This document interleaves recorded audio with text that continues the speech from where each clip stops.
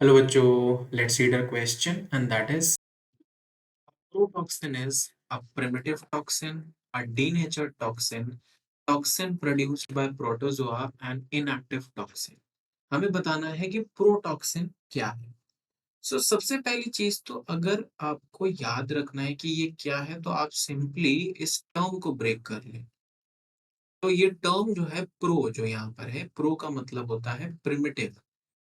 जब भी हम प्रो को यूज करते हैं टर्म, या तो इसका मतलब प्रिमिटिव होता है और या इसका मतलब फर्स्ट होता है। और टॉक्सिन का मतलब तो आपको पता ही है कि टॉक्सिन मतलब something that is toxic. So you can simply say that it is a primitive toxin. But primitive का मतलब ये नहीं है कि ये इसका definition हो गया।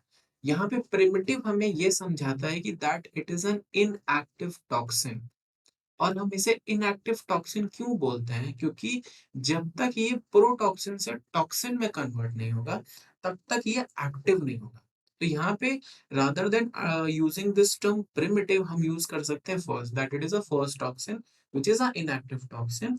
Then it will basically further you can say change into active.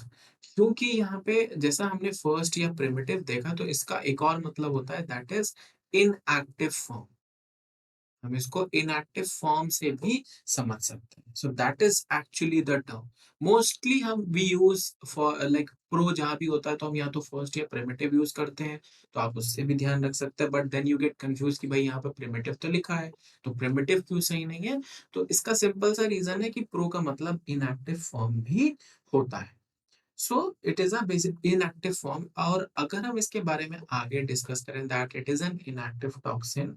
सो ये जो इनएक्टिव फॉर्म है, ये बेसिकली प्रोटीन क्रिस्टल फॉर्म करता है।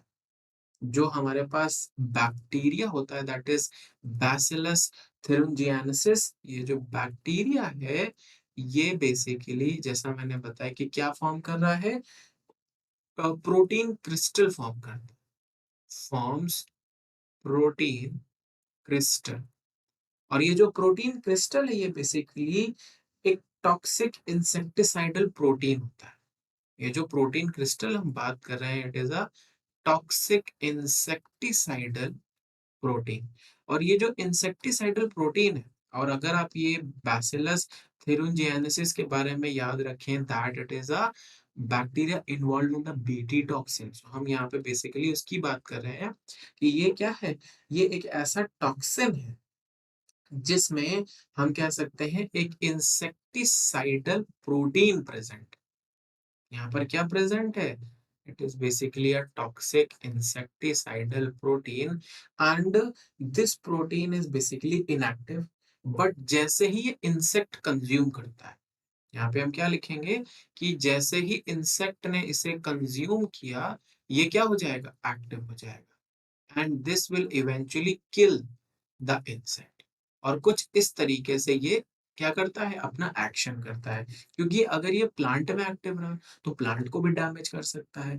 और बेसिकली ये जो हम बात कर रहे हैं यहाँ पे, ये हम बीटी कॉटन के बारे में बात कर रहे हैं। Remember, the specific toxin that we are talking about is BT toxin. ये प्लांट में एक्टिव हो गया तो प्लांट को डैमेज करेगा। हमने एक ऐसा फॉर्म बनाया है जो सिर्फ इंसेक्ट में एक्टिव होता है, क्योंकि इसके एक्टिवेशन के जो एंजाइम है वो कहाँ प्रेजेंट होंगे? इंसेक्ट में प्रेजेंट होंगे, so that it can kill the insect. हम यहाँ पे क्या कह सकते हैं? That the correct option is option D, that it is an inactive toxin. The correct option is option D, that it is an inactive toxin. और जैसा मैंने बताया, प्रिमिटिव क्यों नहीं सही है? डीनेचर्ड अगेन गलत ऑप्शन है, कि डीनेचर्ड तो हो ही नहीं सकता। डीनेचर्ड का मतलब है कि टॉक्सिन ही break down, and toxin produced by protozoa, no, it is produced by this bacteria. I hope this will help you. Thank you.